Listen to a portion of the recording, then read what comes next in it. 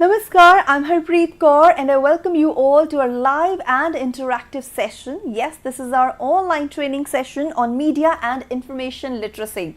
It's a 5-day, 5-hour training session which has commenced from today, that is 19th of August, and it will continue till 24th of August.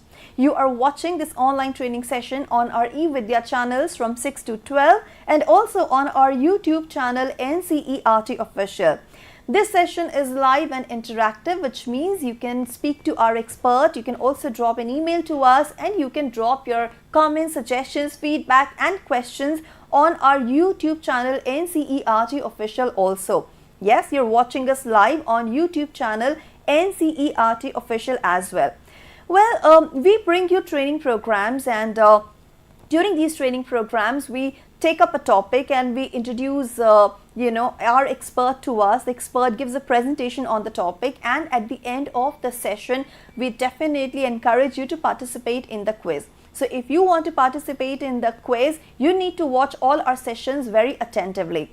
Also, if you have any questions, any doubts, you are most welcome to get in touch with us. We will give you complete information about the website, about the schedule, about the guest and everything.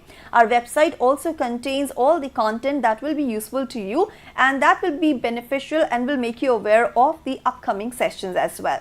So as I told you that this week we are having an online training session on the umbrella topic, which is media and information literacy. But it's a 5-day, 5-hour training session, which means each day 1 hour between 4 and 5 p.m. is dedicated to online training program. Now let's have a look at our website, because this is the day one. I would like to give you complete information where you will find all the details about the training session. So this is ciet.ncert.gov.in. That's our website. Under this website, you can click on this particular icon, that is activities, and go to workshop and training. Once you click on this option, you will land up in a new page and you will find the current activity there, which is online training on media and information literacy that I have informed you about just now. Now, this is our entire schedule. Today is day one and the topic that we will be taking up is media literacy, policy perspectives, concept, need and scope. On day two, our topic will be media literacy, competency and skills. Third day will be dedicated to news literacy and fourth day will be about advertising literacy. On day 5, that is on last day, we will take the topic media literacy and non-violence communication. On this website, you will find all other options which I will inform you about at the end of this training. Yes, at the end of this training today. By the day end, I will be talking about the website, the ways to register yourself, the quiz and everything. Now, since I've already mentioned it's an online training, so please take down our phone number, which is 8800440559. It's also flashing on your screen. If you have any questions, please dial this number. Secondly, you can drop an email to us with your questions, suggestions and feedback also. The email ID is training.helpdesk@ciet.nic.in. And on our YouTube channel NCERT Official, where you are also watching us live right now, you can go to the comment section and you can drop your question comments there. And you will find all this information on the website itself. So do not worry if you miss out on anything. You still have option to know more about it.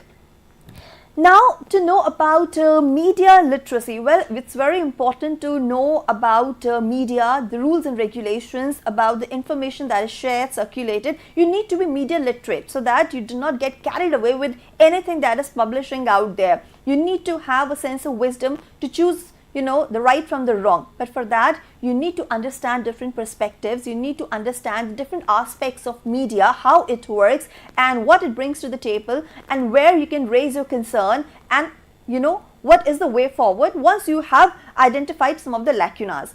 But today, since we will be talking about media literacy, policy perspectives, concept, need and scope, so to have a discussion on the same, we have invited our guest in the studio.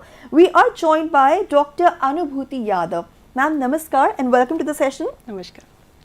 So we would like to share with you listeners and viewers, everybody, that she is a professor of new media at the Indian Institute of Mass Communication, and she teaches new media, data journalism, advertising and public relations. She is also the co-author of the Indian edition of Media Literacy. So she is the apt person for today, and make sure you bombard her with your questions if you have any. This particular session is organized by CIET NCERT in collaboration with Indian Institute of Mass Communication. Now let's move ahead, and I would request you to kindly share an overview, a brief of what exactly we are going to witness in today's session on day 1 of the training session. Okay, so as you've said that, media and information literacy, it's an umbrella term. Yes. There is a lot comes under media and information literacy. So today what we are going to discuss in this particular session is we'll be talking about the scope and the need for media and information literacy. We'll touch upon a little bit on, what are the competencies and skills required to be a media and information literate person. And in the next 5 days, yes, we'll be talking about, number of issues related to media and information literacy. We'll be talking about advertising literacy, news literacy, and we'll be talking about one very important aspect, which is non-violent communication and the role of media and information literacy in that. So this is an overview. These are the things which we are going to cover today and like in the next 5 days. Absolutely. So a lot is going to come our way, and we're looking forward to great great content. So ma'am, let's start today's session. Yeah. Okay. Thank you so much, and thank you so much for such a nice introduction. Thank you so much. First of all, I would like to wish all the viewers a very happy Raksha Bandhan, a very important day. But still, you people are connected with us, and you're watching this particular program, and it's really very heartening to see this particular thing. And I once again welcome you all on behalf of Indian Institute of Mass Communication and NCERT. You've been watching, a lot of programs, on NCERT YouTube channel, so you know the institute and the organization well.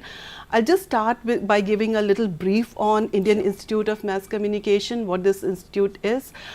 This is a premier institute in journalism and mass communication, and this was started in 1965. Very happy to share with all of you that we have just celebrated our 60th foundation day on 17th of August.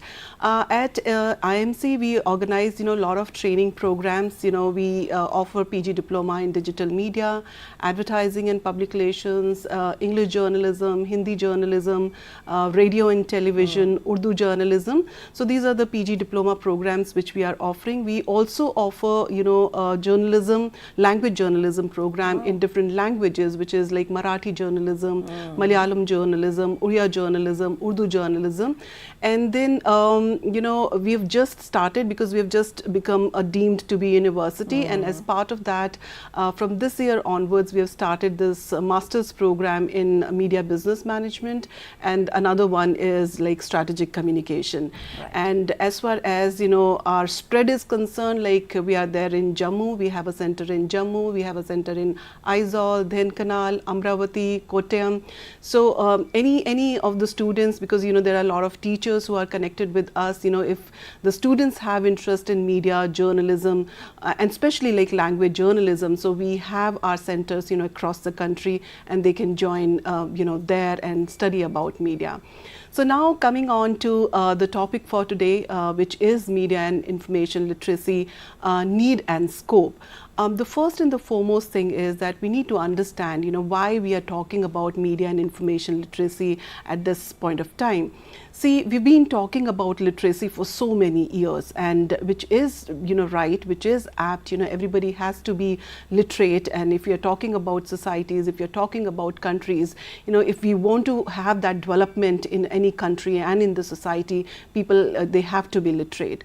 But if you look at the definition of literacy, the definition of literacy says that it's an ability to read and write. Now, when you look at the definition, the focus is more on the printed words.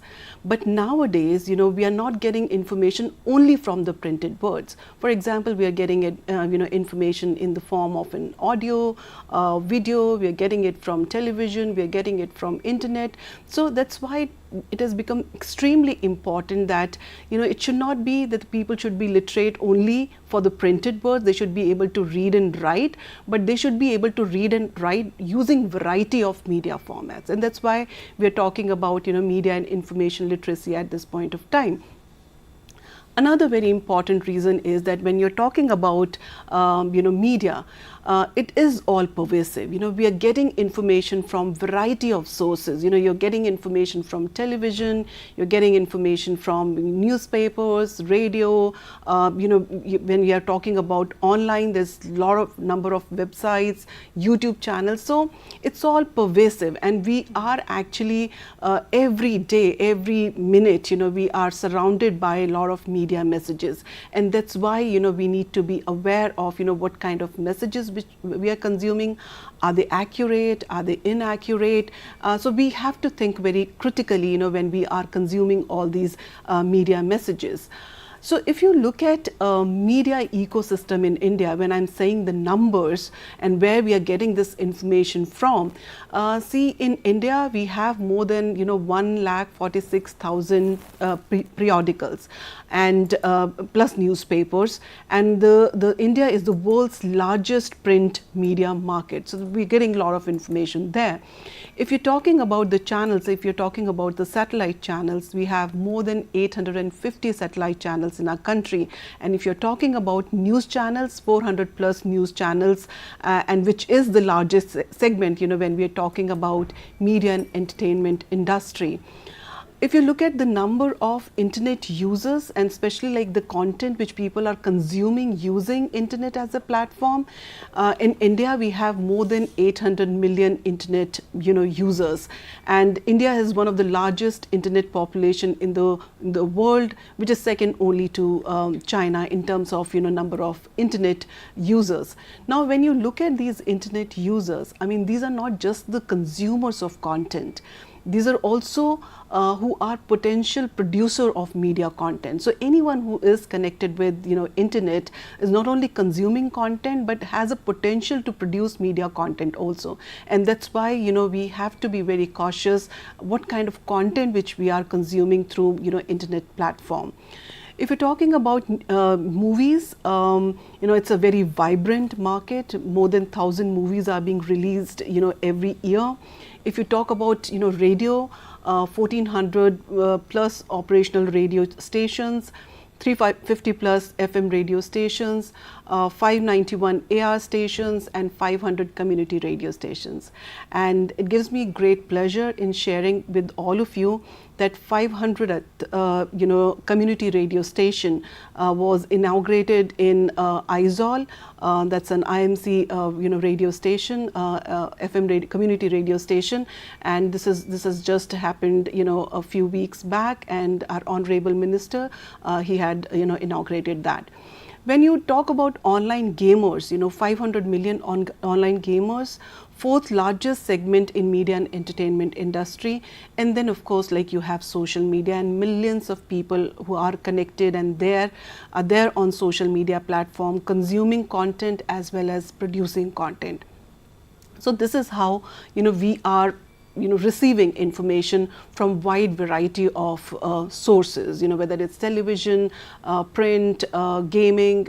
So these are the platforms from where we are receiving a lot of information. So it becomes extremely important to be media and information literate, to know what we are receiving, to critically analyze the content which we are getting from all these platforms. Another very important reason for being media and information literate is that we need to understand that this is a huge market. If you look at media and information sector 2024, it is 2,55,000 crore market. So which means that there are a lot of job opportunities available in this particular sector, and the students need to be trained in this particular area. Now As I said before, that we are surrounded by media messages, so we are living in a society which is a mediated society, which means a lot of media messages around us, and we are being influenced by these media messages. So media societies or mediated societies require media literate citizens.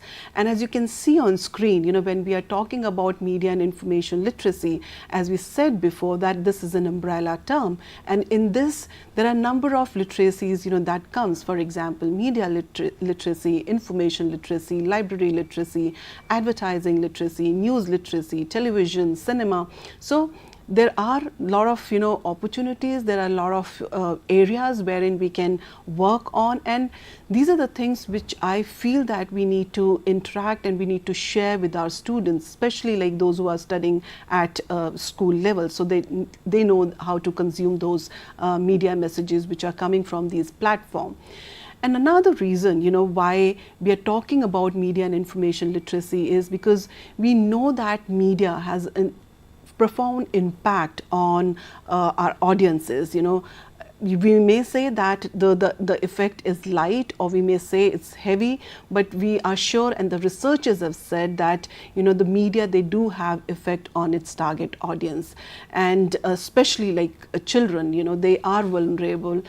They cannot sift fact from fiction, so many a times they are carried away by the content which is coming on media, any of these platforms. So when you're talking about the media effects, there could be light effects, as I said, wherein the consumers, the audiences, they have power, they are active, they are critical thinker, but at the same time it could be heavy impact in the sense that the audiences are passive, so whatever is being given to them without questioning, they accept that particular content. So the whole idea behind teaching media and information literacy is to empower our target audiences, to empower those the consumers of media messages, so that they start questioning about media and the content which is being actually created for them and disseminated for them.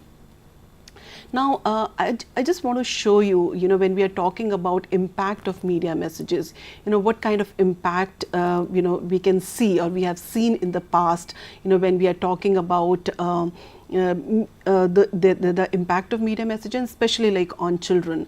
So you can see it on screen. These are some of the clippings which I have taken from newspapers and different websites, and this is something which says that the 6-year-old boy who loved Spider-Man fell from the bedroom window after thinking he was invincible like his hero. So watched something, got influenced by that, and took some action.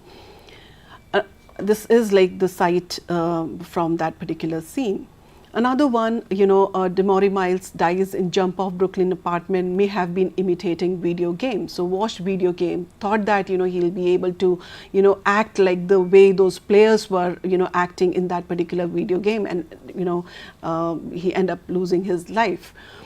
Another one, between fact and fantasy, and in this, like 3 teenagers, they try to imitate their favorite TV serial CID and end up kidnapping and murdering their friend.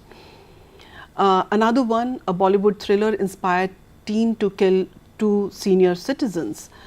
So these are the incidents that talk about the heavy impact of media messages on children, teenagers, and also the bad impact, right? But when you're talking about the impact of media messages, I mean, it's not always bad. Sometimes, and many a times, there are a lot of changes that are being brought in the society because of, media messages. And the Arab Spring is one example, and we had seen at the point of time that the kind of role social media played in the movement, and that was a pro-democracy movement wherein people were frustrated with the dictatorship. They came on streets. Social media played a very important role, and we had seen this is something which started from Tunisia, spread in different Arab countries, and even the governments changed at that point of time because of the kind of movements, because of the kind of people's intervention, and the social media played a very important role at that point of time. This is another picture which many of you might have seen. I mean, this is a defining picture of, Syria crisis. This is a picture of, Alan Kurdi. They were trying to flee their country. They were going to Europe through, sea route. The boat capsized, and, and he died. And at that point of time, this picture was taken by the photographer, and the photographer said in one of the interview that I wanted world to listen to the scream of this dead boy through this particular photograph. And the impact of this was that, there was a lot of humanitarian aid which came, after this particular picture went viral on social media. And at the same time, there are a lot of countries they opened their doors for refugees. So that was the impact this particular picture brought at that point of time. This is another, very defining picture, when you are talking about the famine in Sudan. Like, this was the picture which was taken in '93, and, a very, heart-wrenching picture talking about, the kind of problem which people are facing, at that point of time. The Kevin Carter, he took this particular picture, and of course, the impact of this also was, there was a lot of humanitarian aid, a lot of UN organizations, they, participated, they extended, help to, the country. So, as I said, when you're talking about media, the messages, the impact is there. It could be positive, it could be negative. And when we are talking about media and information literacy, it's a set of competencies that help people to maximize advantages and minimize harms of media messages. And that's the major reason, why we are talking about media and information literacy. If you look at the definition of media literacy, it's the ability to access, analyze, evaluate, create, and act using all forms of communication. And all these are extremely important when we are talking about how to access content, how to analyze, content, how to evaluate it, how to create content in a responsible way. As I said before, that 800 million people in India, if they start creating content, we have to train them, and we have to tell that they have to be responsible creator of media messages. So, the benefits of media and information literacy in teaching and learning processes, and especially this is for the teachers who are connected with this particular program, it equips educators with enhanced knowledge about how to critically engage with information, media, and digital technologies to empower future citizens and learners. Through MIL, people can self-empower to understand the positive things that they can do through media and digital tools, thereby ensuring a better internet and contributing to information for the public good.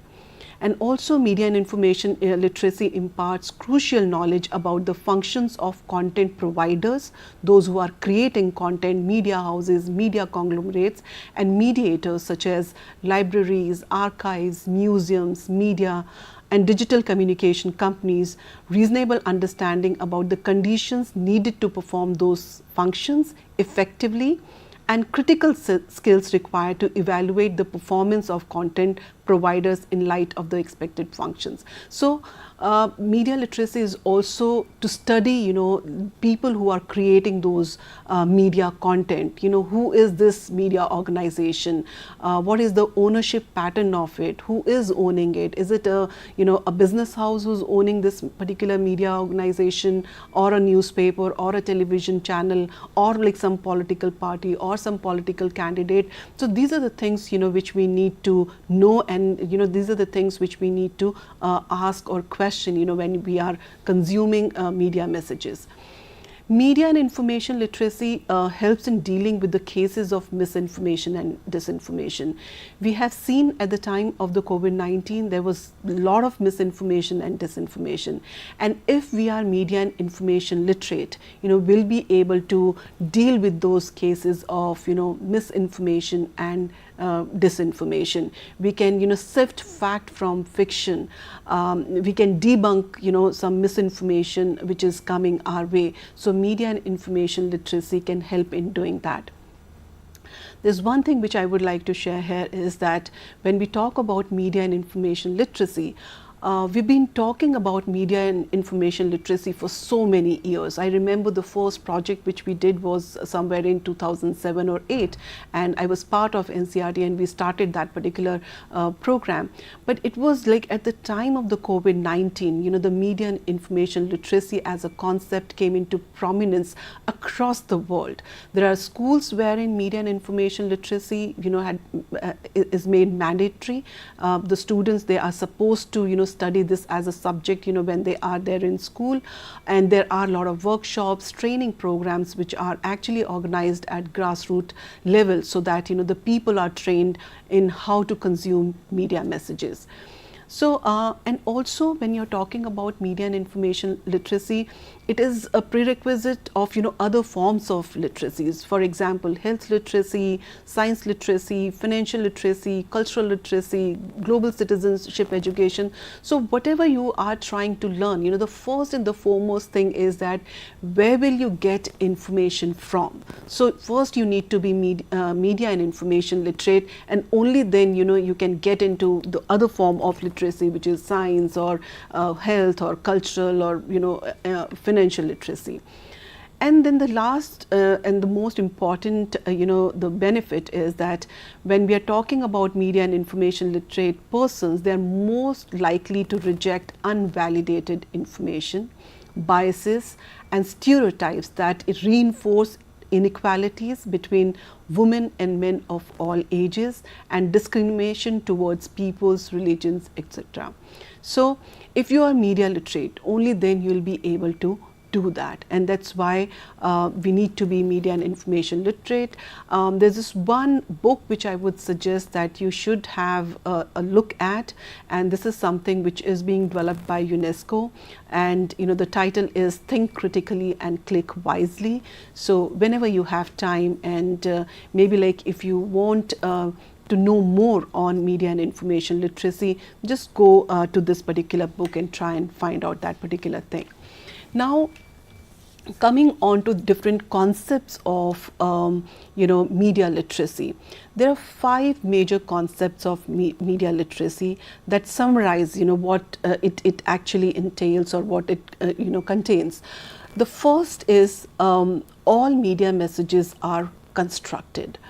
See, whether it is news or an advertisement, or any serial which you're watching, cinema, whatever it is, we have to keep one thing in mind, that all media messages are constructed.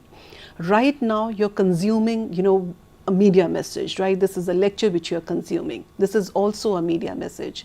Now this is also constructed. So the question which you should be asking is that who created this message? And when I was constructing this particular message, or maybe like when I put together this particular presentation, what are the things which I have included in this, and what are the things which I might have excluded from this? So keep this in mind, that all media messages are constructed. Never ever think that, or never ever say that this is something which I have seen on television and this is right. No. Even if you want to say that, then have access to content from multiple sources. Read 4-5 newspapers to form that opinion of yours and say that, okay, this is something which I feel is the fact. So all media messages are constructed, number one. Second is, like when we are talking about media messages, they are constructed using creative language and with its own rules. You might have seen on television in the evening, when you go and sit in front of television and watch, certain debates, you would see red color a lot there on screens, whenever there is a debate or heated discussions going on. Why that red and orange color is being used, to make, certain issues, certain content, maybe like, very prominent, very important, burning issues, and that's how those colors are being used. Look at the different type of fonts that are being used in newspapers, the color of those particular fonts. These are the languages that media messages creators they are using, and it has its own rules. Say for example, even like using a certain sort of camera angle. By using one particular camera angle, you can make one person a very dominating person, and the other person who is sitting in front of that particular person subordinate to that person, just by using a different camera angles. So construction is done using the creative language, and that creative language is something which you need to look at, and as a media and information literate citizen. Third point is that different people experience the same media message differently, and you need to ask this question: how might different people understand this message differently from me? And it totally depends upon your education, your upbringing, your knowledge on that particular content. So, I mean, there is no one message that has been actually received equally, or like people understand equally, that particular message. People perceive or experience it differently based on, their background. Fourth is, and which is extremely important, and this is that media are primarily businesses driven by a profit motive. So at the end of it, it's a business, and that's why many a times on the front page of a newspaper you might see ad and not the main stories or the headlines, right? So the profit is very important. So in this case, the question which we should be asking is, why is this message being sent? Who is behind it? Who is getting benefited from this particular message? So that's another thing which and the question that we should be asking. And then the fifth one is that the media have embedded values and point of views. What lifestyle, values, point of view are represented in or omitted from this particular message. You might have seen on different channels, you see certain kind of people on certain kind of channels, right? So you need to figure out, why these sort of people are there on this channel, and why, the different set of people are there on the other channel. So every news channel, media houses, they have their own values, they have their own points of view. So that is something which we need to, ask or question or think about. Media literacy competencies. So as I said before, how to access content, how to analyze and evaluate, create, reflect and act. I'll just give you an example, and that example I've taken from the COVID-19. Say for example, at that point of time, if I say that, the access is the most important, competencies to be a media and information literate person. So how would you access the content? The first and the foremost is that you need to find out what are those credible and authoritative sources for that sort of information.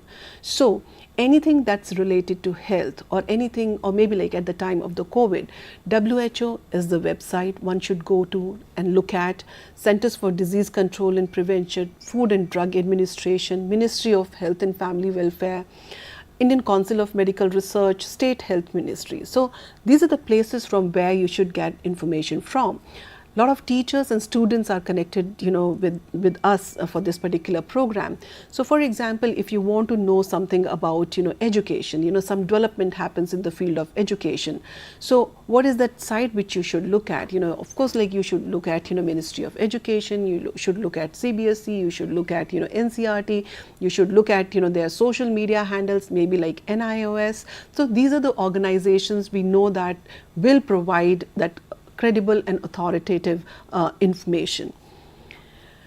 Then trusted sources, as I said that at that point of time WHO started this one helpline number, so you can always call and get that particular information. There was this MyGov Corona desk at that point of time. So whenever there is a crisis, I always say that the people are seeking for information, and when they are seeking for information, there should be some credible and authoritative sources, and they should go to these credible and authoritative sources to get the information. So to analyze any content, what kind of question you should be asking? So the first and the foremost question is related to the source. Is the source credible and authentic? Then the content. Is the content believable or is it outlandish? Does the news quote authoritative sources? For example, who is that doctor that has been quoted in this particular report, or which hospital are they talking about? So you need to question that particular thing. Is it a social media post that is compelling you to forward and share? So if any social media post compels you and tells you that okay, you need to share this with 10 people, please don't do that. You just wait, look at that particular content, try and analyze it, and only then, if you are confident, share that particular content. And is the content inciting extreme emotions? Many a time the content is created to incite those emotions. The reason could be anything: to create chaos in society. I mean, maybe like to malign someone's image. It could be anything. But whenever the content is inciting extreme emotions, so you need to stop and you need to think about that particular content before forwarding that. So the verification at that point of time becomes extremely important, and this is something which is expected from a media and information literate person. These are few questions which one can ask when you are consuming media message. It could be any media message, it could be news, it could be entertainment, it could be any educational program like this. So the first one is, who made this content? And then, why was this made? What does this want me to do? Who is the target audience for this? Who are they talking to? Who is this for? Who paid for this content, which is important? Who might benefit from this message? Who might be harmed by it? Is this message good for me or people like me? What does the storyteller want me to remember? And what actions might I take in response to this message? How might I participate productively? How does this make me feel, and how do my emotion influence my interpretation of this? And for the content, what does this want me to think? What would someone learn from this? What does this tell me about the specific topic? What ideas, values, information or point of view are overt, implied? What is left out that might be important to know? And it happens number of times. Even when you are reading a news story or watching certain news stories, there are a lot of things which are left out, which are not part of that particular story, because maybe like in the newspaper, because of the shortage of space, or in the news channel because of the paucity of time. But this happens a lot, so you need to ask that what is this something which has been left out. Then what techniques are used and why these techniques are being used? How do the techniques communicate the message? How might different people understand the message differently? We talked about this earlier. And what is my interpretation, and what do I learn about myself from my reaction to that particular message? Context: when was this made? Where or how was it shared with the public? Context is very important. Many a times it happens that there's something happens, maybe like a plane crash happens, and there's social media messages related to that. And many a time we have found that there are pictures and the videos of the crashes which might have happened maybe like 5 years before or 10 years before. So the context is very important when that particular incident took place. That is something which we need to know. And then the credibility: is this fact, opinion, or something else? How credible is this? What are the sources of information, ideas or assertions, and can I trust this source to tell me the truth about this particular topic? So these are the questions which you have to ask to be a media and information literate person. Then comes reflecting. You need to reflect on your own behavior. So the first and foremost thing is, am I compulsively forwarding WhatsApp posts without forwarding? Regularly sharing sensitive Facebook posts that suits my line of thinking, my ideology? Am I doing that? Or mindlessly retweeting anything that suits your judgment. So you have to reflect your own conduct, your own behavior also when it comes to consuming media messages, and also when it comes to the way you are sharing those particular media messages. And then act. So one is that of course you are analyzing, you are evaluating, but you also need to act. And then how would you act? Many a times you need to see, for example, you can see, every article you can see like 3 dots, and you can find out, what is the source for this particular information. Read about that source. Try and find out, whether it's credible, authentic, authoritative or not. And then the last one is report. So for example, you found something which you feel is not right, not accurate. What do you do at that point of time? So at that point of time, it's very important to report that particular content. We all, consume a lot of content, lot of articles from, different search engines, from different websites. But, do you know that, there is this something called send feedback at the footer, wherein, you can, highlight any part of the article, and you can report that article to, the search engine, Google or Yahoo, and say that, there's something wrong in this. So that is how you report that particular thing. Same goes for your social media platform. For each and every social media post, there are 3 dots. You click on that and you can report any ad, you can report any content if you find something derogatory. So please do that. The report means that there are a lot of voices going to all these tech platforms, and the content, if it is not in good taste, can be removed from there. We talk about advertisements a lot, and many a times we say that there are a lot of advertisements which are not in good taste, derogatory, offensive. So there is a body which is called Advertising Standard Council of India. If you go to the website, there is a full form there. If you want to complain against any advertisements, so you can fill up the form. You can also track your complaint there. So there's the way of complaining against a one particular advertisement also. When you're talking about the news, News Broadcaster Association is there. There also you have a one full form. You can fill up that particular form, and you can report any content which you find objectionable. Then Indian Broadcasting Foundation, again the complaint form is available. And if you're watching something, maybe like some serial and all, and if you find something objectionable, you can file your complaint there. So see, the acting, reporting is extremely important, and there are ways of doing that. Unfortunately, we are not aware of it. We keep talking about it. We have this discussion in our family also, maybe like many a times with our colleagues also, that this is the content which shouldn't be there, this is wrong, this is offensive, derogatory, but we don't do anything about it. So my request to all of you, whenever you feel that there's something wrong with the content, please report that. And I have seen different platforms and different ways of reporting different kind of content, from advertisement to social media post to articles to the entertainment content. So anything you can actually file your complaint against. Now, when you're talking about media and information literacy, how this can be achieved? Of course, like by doing all those things, by developing those competencies which we have already discussed. But there are certain steps which we need to take, especially in the field of education, as teachers.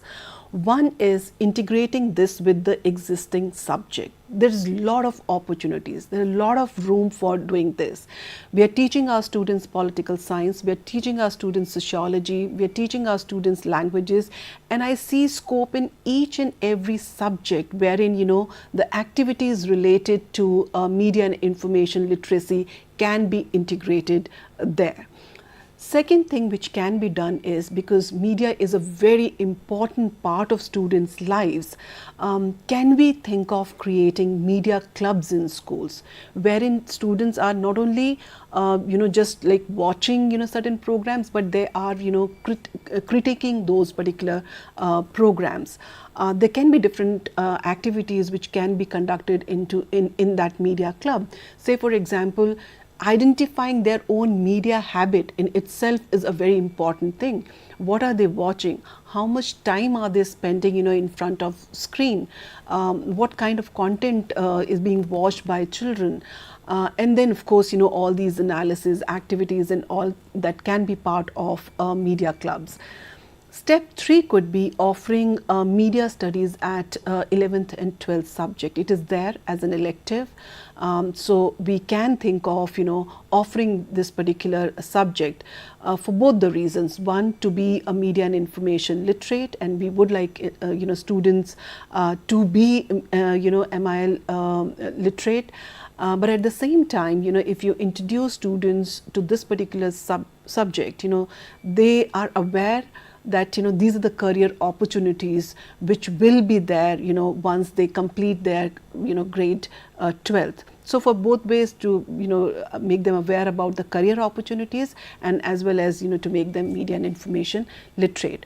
Step 4 could be offering mass media, being media literate. That's the book which we developed few years back, and this is something which is offered by CBSE from grade 7 to grade 9th. And this book talks only about media and information literacy, and this is also about elective. You can go to CBSE website. This book is available there, and just have a look at it. And the step 5 is workshops for teachers and parents. So teachers are already connected with us, but I feel that the parents should also be trained in this because they spend a lot of time with kids when they are home, so they need to know like what they are watching and how they are watching that particular content. And last is, make students ambassadors of media literacy. Teach them, and then expect from them that they should take this particular thing forward. And in this, I think the students of media, those who are studying media education in different colleges and institute, they should be roped in. They can be sent to different schools, and they should be introducing this concept to the schools also and to the teachers also. So I think with this, it can be achieved. Of course, like it's going to be a long journey, and we've been on this journey for quite some time, but still there is a long way to go. And NEP says a very important thing, and at number of places there is mention of critical thinking. And if we look at NEP, I think there's a lot of scope and room to include media and information literacy at different levels. And the last point is that NEP also says that we have to involve youth in constructive public engagement, and by making them ambassador of MIL, we'll be able to do that. So with this, I would like to thank all of you. Thank you. Well, thank you so much. This session was really informative and an eye-opening session, I must say.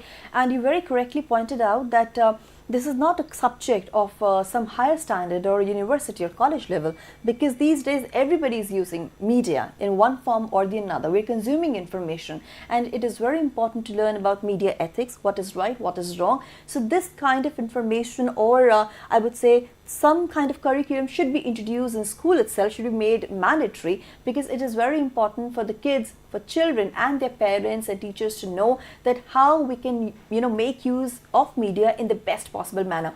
I mean, you showed some photographs that are really heart-wrenching, and they show how media can be used as a powerful tool to spread information, to viral the information. We have witnessed movements like Arab Spring, Me Too movement. These were the product of media doing all the right things. But then we also see some of the incidents, unfortunate incidents, where we see fake media trials, where we see people consuming or spreading the information that is just not authentic. They're doing it without checking the sources, and they are probably doing worst to somebody who's innocent, and probably letting the person who is actually a criminal go. So it is very important, and very important thing that you circulate messages a lot. There is a tendency in people to actually circulate messages, whatever they're receiving, without doing any analysis, or without doing any activity or checking the source. You're just forwarding the message. So it's a word of caution to everybody out there who's watching us, that receiving such misinformation or a message that can provoke some kind of chaos or can create some kind of controversy is not a crime. Receiving is not a crime, but sharing it is a crime in itself. So if you will go deeper, you will learn about media ethics, some code of conduct, and some rules and regulations that are associated with it. But this was a wonderful session. I learned a lot from it, and of course it was a kind of revision for me as well, and updated myself what not to do and what to do. And for this entire beautiful session, wonderful presentation, I would like to thank Dr. Anubhuti Yadav. Thank you so much, ma'am. Thank you so much For your wonderful contribution to the session, and I'm sure that you all have gained a lot, and you all have gained some important insights of what to do and what not to do. Of course, we today discussed media literacy, policy perspectives, concept, need and scope, but there is a long road ahead and we will learn more. So let's go again to our website and check more what is there to come and how you can register yourself and participate in the quiz. So this is the website, just to repeat, it's ciet.ncert.gov.in. Go to the activities section and click on workshop or training option. Then you will find this current activity which is happening at the moment, that is online training on media and information literacy. So you can click on that, and today of course there was this day 1 presentation on media literacy, policy perspectives, concept, need and scope. Here you will find the objectives of this training program, this media and information literacy training program. Why are we conducting it? What is the requirement? What is the need? And why it is needed even more today in present times, when there is a lot of misinformation, lot of information to consume, and we really cannot distinguish or make a distinction between the right and the wrong. So there are objectives. Please go through them. It will help you to gain an understanding what you are watching and why you are watching the same. There is entire program schedule, and I was talking about a quiz, so let me apprise you with that. So this is the quiz. You have to first of all register yourself in order to participate in the quiz. So these are the steps. This is the step 1, that is registration. You can either scan this QR code or you can click on this particular link and you can register yourself. Secondly, you have to watch all the live training sessions that we are conducting at the moment. You must learn about the topic before attempting the quiz or assessment test, and then you can take up the online course. You can participate in the post assessment and you will get certificate as well if you score 70% and above in the final assessment. And then if you have anything to share about the sessions that we're conducting, you are most welcome to share your valuable feedback. Either scan the QR code or just click on this link. And since it's a training program, so we have a very specific email ID for you, which is training.helpdesk@ciet.nic.in.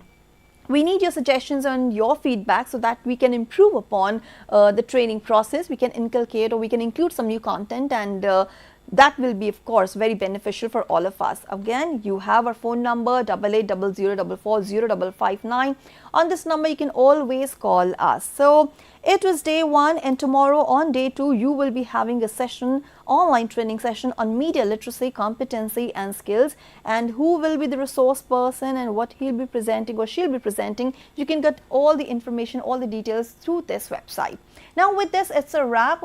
I hope that you got all the information that is required and needed, but I'll see you soon, because we have upcoming session for you, and that is Sahyog, that will be aired in a short while. But right now, this is me, Harpreet Kaur, taking leave of you from this particular session, online training session, which was conducted under the umbrella term, that was media and information literacy. It's a wrap for day 1 training program.